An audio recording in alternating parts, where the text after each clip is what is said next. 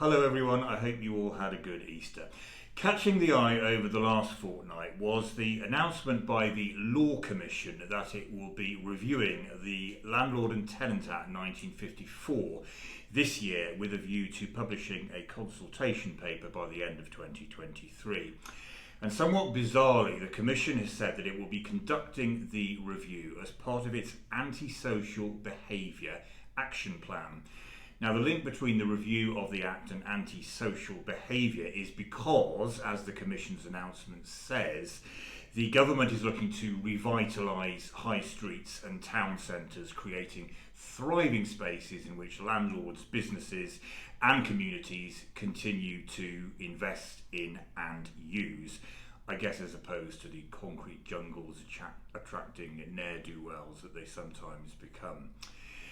Now, Part 2 of the 1954 Act has, for obviously many years, been the main governing statute for commercial leases. And it's worked well, and it's worked well enough for there not to have been any major changes since 2004, when the statute saw its last big shake-up. Now, the main three alterations then were the welcome abolition of the need for court orders to exclude leases from security of tenure under the Act, and the replacement of that process by the simpler procedure of the swearing by the tenant of a statutory declaration that it understood the implications of taking a lease without security of tenure. That was perhaps the biggest change. The second change was the ability for the landlord to commence proceedings in order to terminate the tenancy without renewal, rather than having to wait for the tenant to make an application to the court for a new tenancy and then oppose that application. And the third biggest change was perhaps the ability for the tenant to apply for an interim rent pending renewal, thus protecting the tenant from having to continue to pay full whack until after the end of the contractual term for over-rented premises in a falling market. Only the landlord could apply for an interim rent before 2004.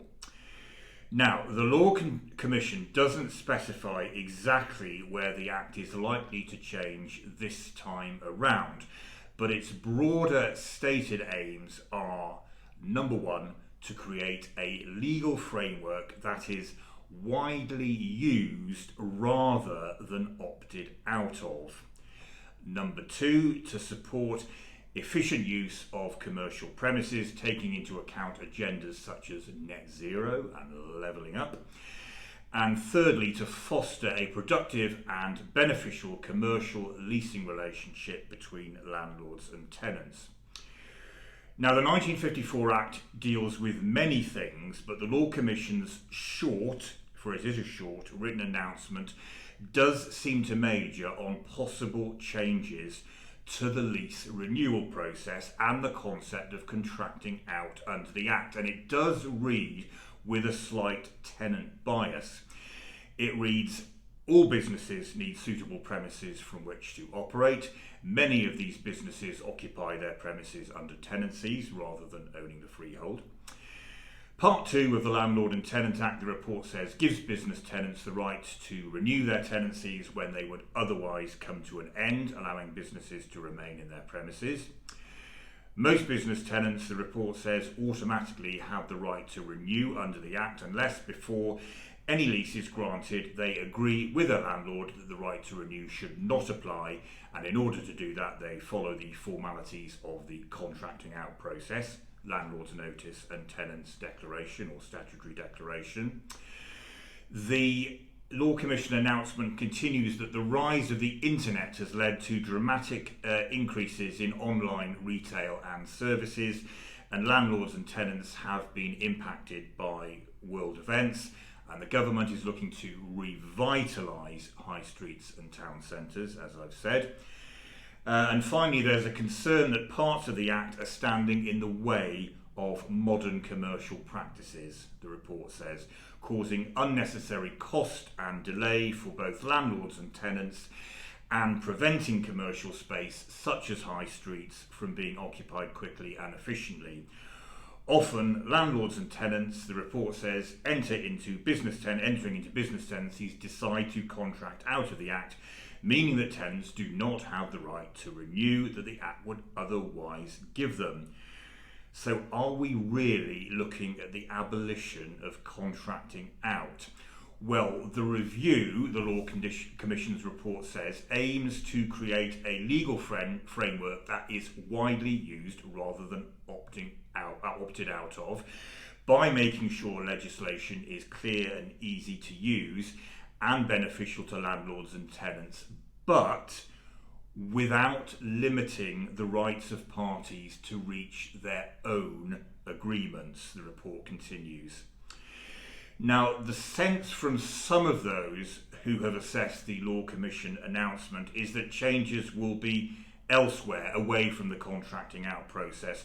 One scribe from another law firm cites the tenant's right to statutory compensation payable if a landlord wishes to terminate an LTA 1954 protected lease on certain grounds, such as redevelopment. Currently, the landlord will have to pay the tenant compensation at 1 or 2 times the rateable value of the property, depending on the length of occupation, which don't reflect the marked difference in rateable value between asset classes. So perhaps that critic thinks there could be some changes there.